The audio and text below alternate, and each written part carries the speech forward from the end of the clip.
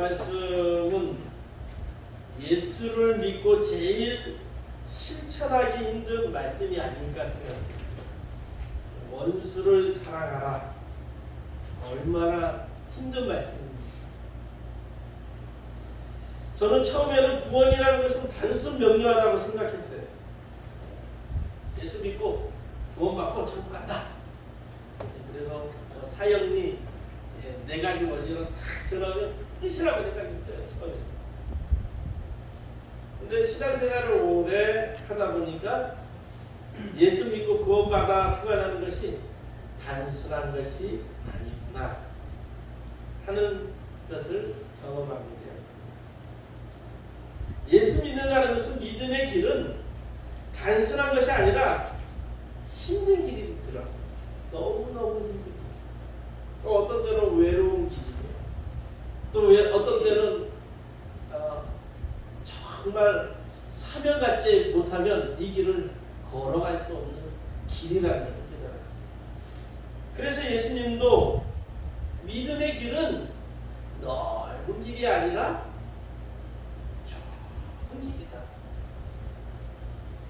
또한 제자들에게 이렇게 얘기했어요. 나를 따르려거든 자기 십자가를 지고 고난의 십자가를 지고 나를 따르라. 이렇게 말씀해 주셨어요. 그러니까 예수를 믿는다는 것은 무조건 행복한 것이 아니라 참 힘들 때가 많다는 것입니다. 그래서 예수님은 그냥 입으로만 예수 믿는 사람들을 향하여 이렇게 얘기했어요. 나더러 주여 주여 하는 자마다 다 천국에 들어갈 것이 아니요 다만 하늘에 계신 내 아버지 뜻대로 행하는 자야 들어가리라. 말로만 잘 믿는다고 겉으로 보기에 거룩한 척한다고 하나님 나라에 들어갈 것이 아니라는 거예요. 아버지의 뜻대로 행하고 실천하는 자만이 들어가게 된다는 것입니다. 다시 말해 말로만 믿는다고 고백했다고 구원받는 것이 아니라 주님의 뜻대로 실천하고 생활하는 자가 진실로 믿는 자이며 천국에 들어갈 수 있다 하셨습니다. 처음 복음을 받아들이고 주를 믿는다는 것은 천국 잔치에 초대받는 거예요. 여러분 알죠? 천국 잔치의 비유. 그런데 어떻게 됐습니까? 그 잔치에 많은 사람들이 왔는데 쫓겨난 사람들이 있었죠. 누구였습니까? 예복을 입지 않은 자들. 우리는 예수 믿으면요 모두 천국의 초대장을 받았어요. 근데 천국의 초대장을 받았는데 예복을 입지 않은 거예요. 그런 사람들은 다 쫓겨났다는 것입니다. 이 예복은 주의 뜻을 이루며 살아가는 이 거룩한 예복이라는 거예요. 이것을 상징하는 것입니다. 그래서 예수 믿고 그냥 세상 사람들처럼 아무렇게나 살아가서는 천국에 초대받았지만 결국은 잔치에 참여할 수 없다라는 것입니다. 예수를 믿는다는 것은 예수님처럼 예수님을 닮아가야 되는 것입니다. 그래서 예수를 믿는 순간 우리는 종이 아니라 하나님의 자녀가 됩니다. 그래서 하나님의 자녀는 누구를 닮아야 됩니까? 아버지 하나님을 닮아가야 됩니다.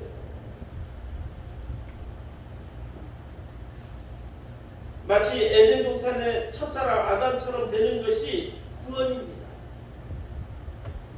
다시 말해서 하나님은 자기의 형상대로 사람을 창조했어요. 하나님의 형상대로 창조되었어요. 즉 믿는 자는 하나님께서 창조하신 대로 하나님을 닮아가는 것이 구원받은 자라는 거예요. 오늘 말씀은 하나님은 우리를 향해 자기처럼 되라고 말씀하신 것입니다. 하나님처럼 되라는 거예요. 그래야만 하나님처럼 예수님처럼 원수를 사랑할 수 있다는 것입니다. 근데 원수를 사랑하는 거 실천하기 쉽습니까? 어렵습니까? 그럼 불가능합니다. 불가능해요. 우리가 어떻게 하나님처럼 원수를 사랑할 수 있습니까? 우리가 어떻게 하나님처럼 우리를 핍박하는 자를 위해서 기도할 수 있습니까? 막연히 악인을 사랑하라고 하면 그럴 수도 있다고 생각이 듭니다. 저 멀리 사는 독재자들 있잖아요. 아프가니스탄의 그 악랄한 IS 독재자, 이런 자들 좀 그냥 막연히 기도할 수 있어요. 여러분 그렇지 않아요? 내가 직접적으로 피해를 받지 않았으니까요. 인류의 그런 사랑을 가지고 기도할 수 있어요. 참 신기해죠.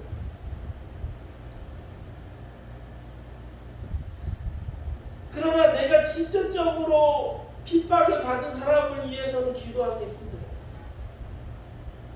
나를 악랄하게 무너뜨리려고 하는 가까운 이웃들, 가까운 우리 가족들, 얼마나 그런 대상을 사랑한다는 것은 정말 쉬운 것이 아닙니다. 하나님은 그런 사랑을 하실 수 있지만 우리는 어떻게 그렇게 할 수 있습니까? 못합니다. 그럼에도 불구하고 하나님은 요구하고 있어요. 원수를 내 몸과 같이 사랑하라. 우리 모두 하나님처럼 닮아가기를 소망합니다.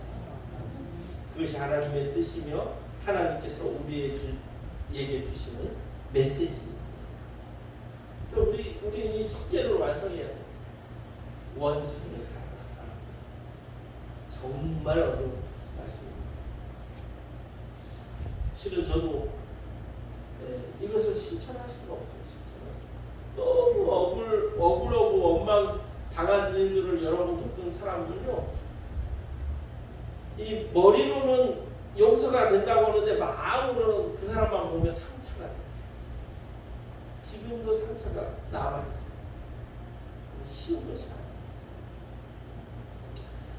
그러나 말씀을 준비하면서 또 저도 부족하지만 말씀을 준비했습니다. 여러분들도 내가 직접적으로 상처를 받고 핍박을 받고 이런 억울한 일을 당한 사람들조차도 예수님께서는, 우리 하나님께서는 그런 원수를 사랑하라 하셨습니다. 여러분 이 사랑을 깨닫고 여러분 이 숙제를 해결할 수 있는 시간이 되었으면 합니다. 첫 번째, 하나님처럼 사랑하라. 44절에 보면 이렇게 나는 너희에게 이르노니 너희 원수를 사랑하며 너희를 박해하는 자를 위하여 기도하라.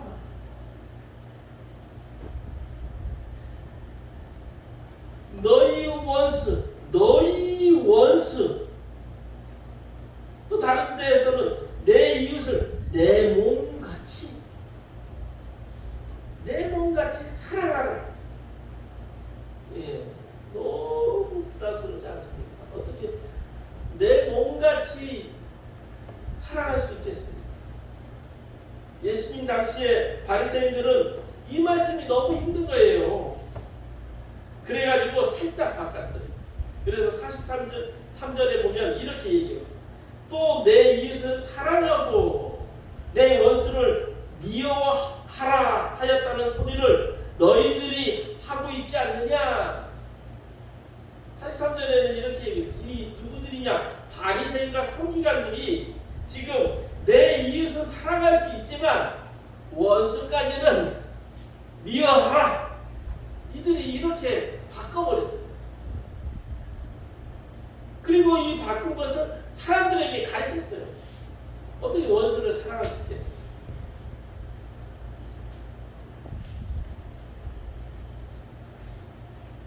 여기서 가만히 보면 바리새인들은 중요한 말 하나를 빼버리고 가르치는 것을 알 수 있습니다.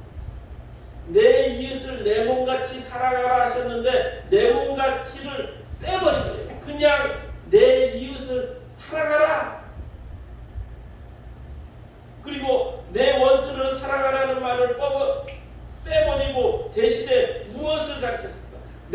원수를 미워해도 괜찮다. 이렇게 가르친 거예요. 어찌 보면 실제적인 행동을 잘 가르쳐 줄 것 같습니다. 사람들이 이걸 들으면 받아들이기 쉽지 않겠습니까? 그러나 이것은 하나님의 말씀이 아니에요. 이들이 하나님의 말씀을 바꿔버린 거예요. 그러나 예수님은 하나님의 말씀을 그렇게 각색하는 것, 더하고 빼는 것 절대 용납할 수 없다고 말씀하십니다. 그리고 내 이웃을 내 몸같이 사랑하라고 하신 하나님의 말씀의 근본적인 취지와 목적이 어디 있는가를 오늘 말씀을 통해서 다시 한번 분명히 가르쳐주고 있는 것입니다. 그러면 이웃을 내 몸과 같이 사랑하라고 하신 것은 어떤 것입니까? 이것은 하나님의 사랑을 실천하는 것입니다.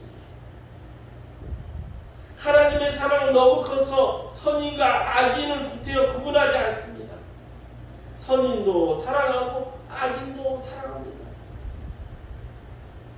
오늘 말씀 보면 그런 하나님의 사랑은 참 재미있게 표현하고 있어요. 45절에 보면 하나님이 그 해를 악인과 선인에게 비추게 하시며 비를 의로운 자와 불의한 자에게 내리우심이라. 하나님이 보실 때는 선인과 악인 공평하게 빛과 비를 비추십니다. 이 말은 하나님의 사랑은 너무 넓어서요, 선인과 악인을 구태여 구분하지 않는 거예요. 선인도 사랑하고 악인도 사랑합니다. 하나님이 그런 분이라고 하십니다. 에이, 하나님 너무한 거 아니에요? 여러분, 그러면 여러분의 자식들이 있어요. 한 명은 말 잘 안 듣는 자식이 있고, 하나는 말 잘 듣는 자식이 있어요. 그럼 밥은 말 잘 듣는 자식에게만 밥 주고 말 안 듣는 자식에게는 내쫓 가버리겠습니까? 하나님이 우리 아버지이십니다. 선인도 악인도 똑같은 자식들이라는 거예요. 그런 넓은 사랑을 가지고 있어요. 그런 반면에 우리는 어떻습니까? 46절에 보면 너희가 너희를 사랑하는 자를 사랑하면 무슨 상이 있으리요? 세리도 이같이 아니하느냐? 우리 가족을 사랑하는 것은 당연한 겁니다. 안 그렇습니까? 부모가 자식을 사랑하는 것, 자식이 부모를 사랑하는 것은 그냥 본능적인 사랑이에요. 세상의 악인도요, 자기 자식은 사랑해요. 세상의 악인도 다른 사람에게는 다 사기쳐도 부모에게 사기는 거의 안 칩니다. 때리는 아들이 가끔씩 있긴 있어요. 그러나 대부분은 가족을 건들지 않습니다. 가족. 누구나 하는 사람, 예수를 안 믿어도 하는 사람, 그거는 사랑이 아니라는 거예요. 예수님이 말씀하시고자 하는 여기의 사랑은 그 사랑이 아니라는 거예요. 그러면 어떤 사랑을 해야 합니까? 예수님처럼 사랑하는 아가페의 사랑을 얘기합니다. 아가페의 사랑은 우리가 하나님에게 원수되었을 때 우리를 사랑해준 그 사랑입니다. 그래서 로마서 5장 10절에 보면 우리가 아직 원수되었을 때 하나님께서 우리를 사랑하셨다라고 말씀하셨습니다.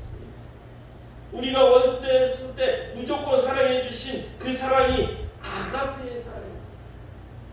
아가페는 허물을 덮어주는 사랑, 죄인을 불쌍히 여기는 사랑, 자기를 희생하고 행동으로 옮기는 그 사랑이라는 거예요.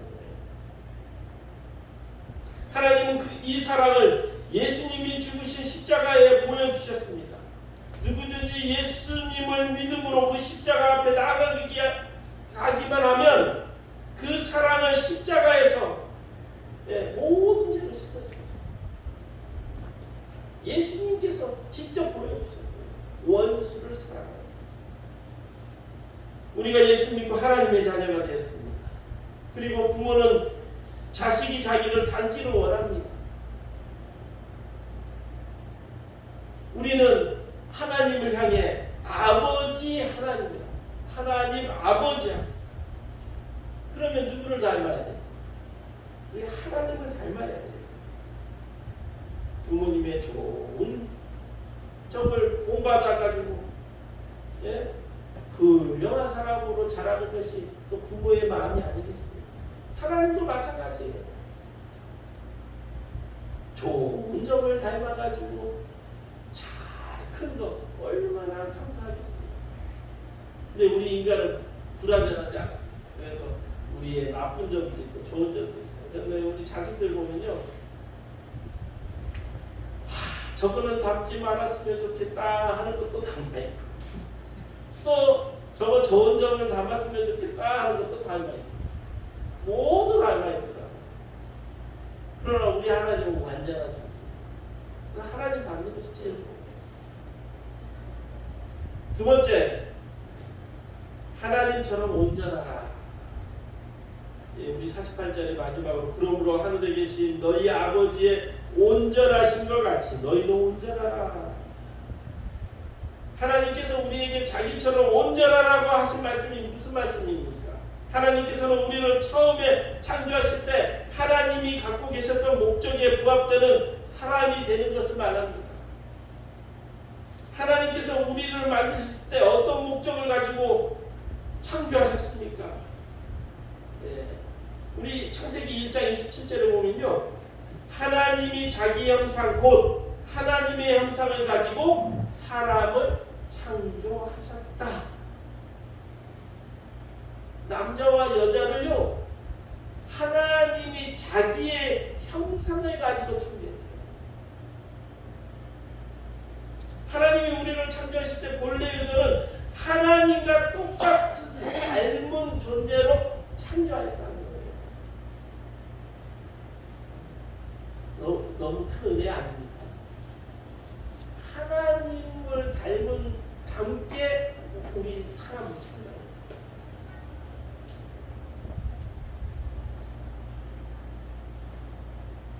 그러므로 우리가 예수님처럼 하나님처럼 온전한 자가 되기 위해서는 하나님이 살아가신 것처럼 살아야 합니다. 바로 이 세상에 살 때부터 이 사랑을 실천해야 합니다.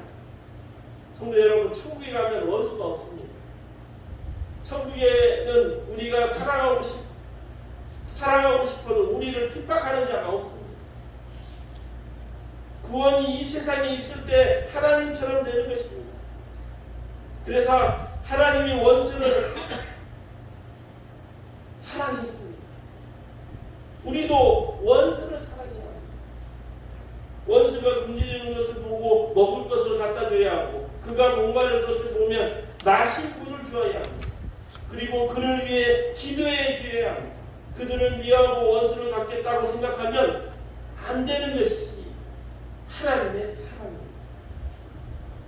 사랑하는 성도 여러분, 원수를 자연스럽게 사랑할 사람은 아무도 없어요. 그런 사랑은 불가능합니다. 하나님이 자기처럼 사랑하라고 그러셨으니 나도 실천해야지. 내가 하나님의 아들이면 적어도 하나님이 하시는 것이라도 흉내내야지. 이런 마음가짐이 필요한 거예요. 의지적으로 순종해야 이런 원수를 사랑하지. 제가 얘기했죠. 머리적으로는 사랑했는데 마음으로는 사랑해. 용서 못해요.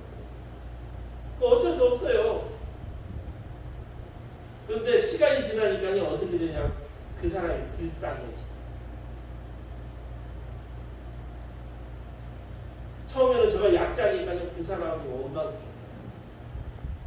그 힘을 가지고 나를 무너뜨리려고 하는 거예요. 근데 어느 정도 제가 나이가 들고 경력이 쌓이고 하니까 그 사람이 힘이 없어.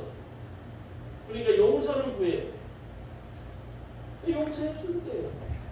마음으로는 용서가 안 되는 거예요. 용서해 줘.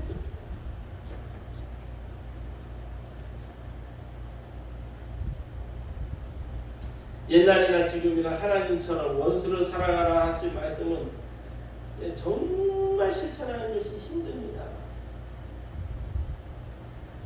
우리나라에는 누가 있을까 했더니 한 사람이 떠오르고 누구 있을 것 같아요?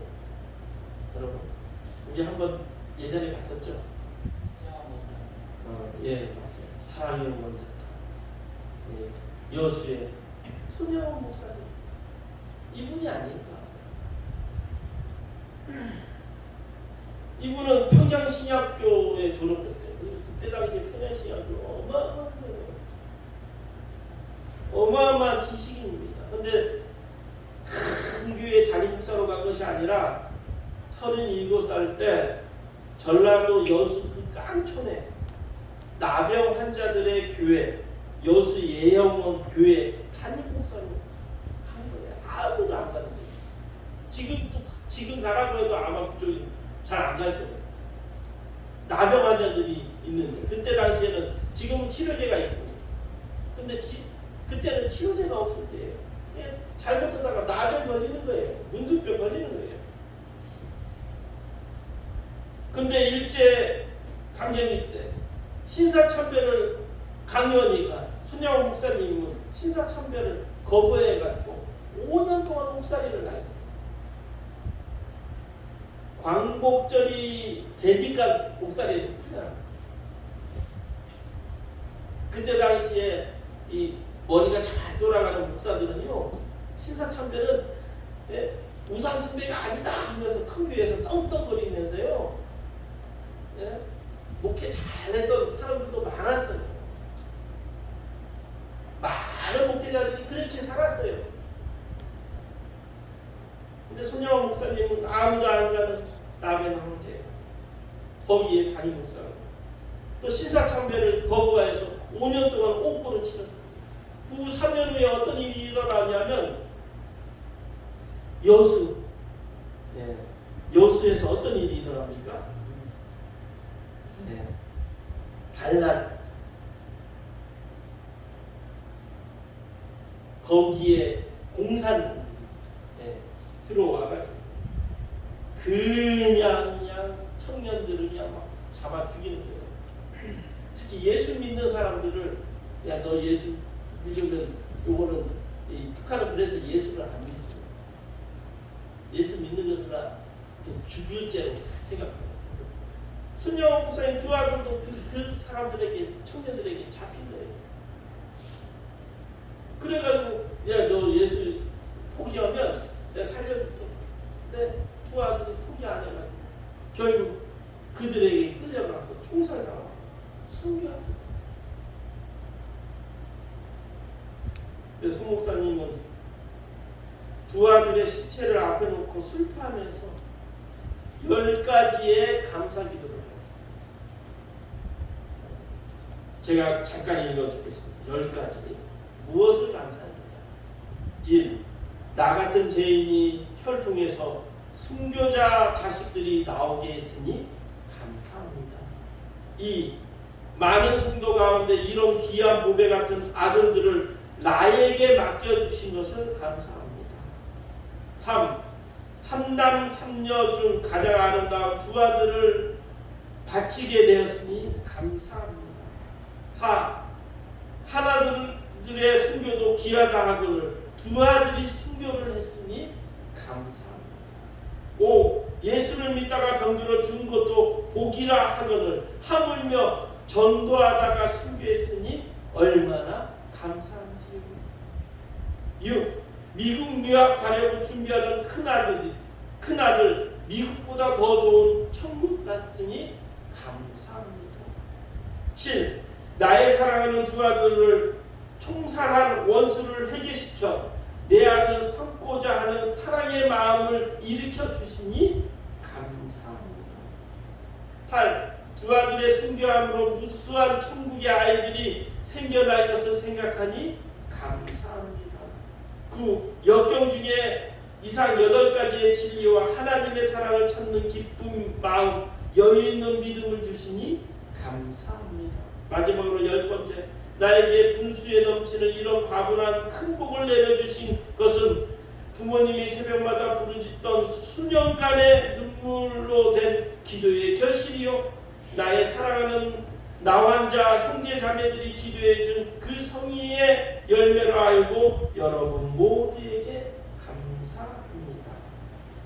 이렇게 10가지를 감사했습니다.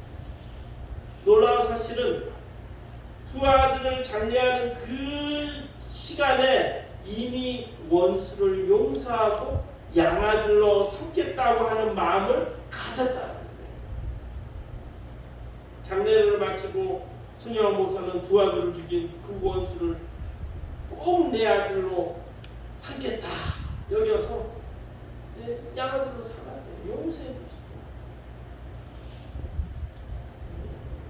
저는 절대 그렇게 못해요. 근데 손 목사님은 그 아들을 회개시키고 또 그 아들을 죽인 살인자를 용서, 양아지까지 삼았습니다. 얼마나 위대한 원수 사랑의 실천입니다. 사랑하는 성도 여러분, 불가능한 것이기에 주님의 힘이 필요합니다. 성령의 능력으로 불가능을 가능케 하는 것입니다. 원수를 사랑하는 것도 우리의 힘으로 할 수 없습니다. 주님의 능력에 힘을 입어야만 가능한 것입니다. 알고 우리가 의지적 성령의 능력을 품고 원수를 사랑하는 그런 실천자가 되길 바랍니다. 세 번째, 거룩한 하나님의 자녀가 되려면 44절에 이렇게 얘기하고 있죠. 44절, 45절. 나는 너희에게 이르노니 너희 원수를 사랑하며 너희를 박해하는 자를 위하여 기도하라. 이같이 한즉 하늘에 계신 너희의 아버지의 아들이 되리니 이는 하나님이 그의 악인 것은 이에게 비추시며 비를 의로운 자와 불의한 자에게 내려주심이라. 하나님 아버지의 아들이라 하면 해야 할 사랑의 실천의 자세를 자세히 설명해 주고 있어요. 너희 원수를 사랑하며 너희를 박해하는 자를 위하여 기도하는 자가 내 아들이라. 하나님의 아들이라. 간접적인 원수가 아니라 내가 직접적으로 경험한 원수를 박해하는 자를 사랑하는 것은 불가능할 정도로 매우 어렵습니다. 정말 어렵잖아요. 푸틴을 위해서도 기도할 수 있습니다. 내가 직접적으로 피해를 안 당했습니다. 저기 남미의 마약 카르텔 조직을 위해서도 기도할 수 있어요. 그러나 내가 진짜 억울한 피해를 보고 엄청난 원한을 갖게 한 사람을 위하여 사랑하고 기도하는 것은 정말 힘듭니다. 하나님은 사랑하고 기도해야 할 대상이 악인 중에도 너희 원수라고 합니다. 내가 직접 핍박을 받은 자, 이 원수를 사랑하라. 하나님은 그런 사랑을 하실 수 있지만 우리는 어떻게 그렇게 합니까? 정말 힘듭니다. 그럼에도 불구하고 하나님은 요구하십니다. 왜요? 우리 모두가 하나님 닮기를 원하시기 때문입니다. 하나님은 우리에게 나처럼 너희도 원수를 사랑해야 한다. 이것이 하나님의 뜻이다 라고 말씀하고 있습니다. 그래서 임마누엘 예수님은 인류의 죄를 대속하기 위해서 십자가에 못 박혀 죽으심으로 원수 사랑의 본을 보셨습니다. 성도 여러분, 저희들도 다 아는 사람, 하나님을 모르는 세상 사람들도 다 아는 사랑에 머물러 있지 마시길 바랍니다. 내가 하나님의 아들이라고 하는 것은 우리가 무엇으로 증명할 수 있습니까? 원수를 사랑함으로 본능적인 사랑의 한계를 뛰어넘어야만 하나님의 자녀가 될 수 있는 것입니다. 우리는 높은 차원의 기도를 해야 합니다. 본능을 거스리는 원수 사랑하는 것, 박해자를 위하여 기도하는 것, 본능을 거스리는 그 그런 것을 위해서 기도해야 돼요. 주님, 제가 주님처럼 살아갈 수 있도록 해주십시오. 원수를 향하여 중보심을 갖지 않고 그를 위해 기도하는 자가 되게 해주십시오. 하고 믿음으로 기도한다면 하나님께서, 성령님께서 우리를 도와주실 것입니다. 자, 문제를 풀어보겠습니다. 첫째, 누구를 사랑하는 것은 하나님의 사랑을 실천하는 것입니다. 원수. 2번, 하나님께서 우리를 창조한 본래의 의도는 누구와 닮은 존재로 만든 것입니다. 하나님과 닮은. 3번, 마음을 가지고 의지적으로 뭐뭐 해야만 원수를 사랑할 수 있습니다. 의지적으로 순종해야 원수를 사랑할 수 있습니다.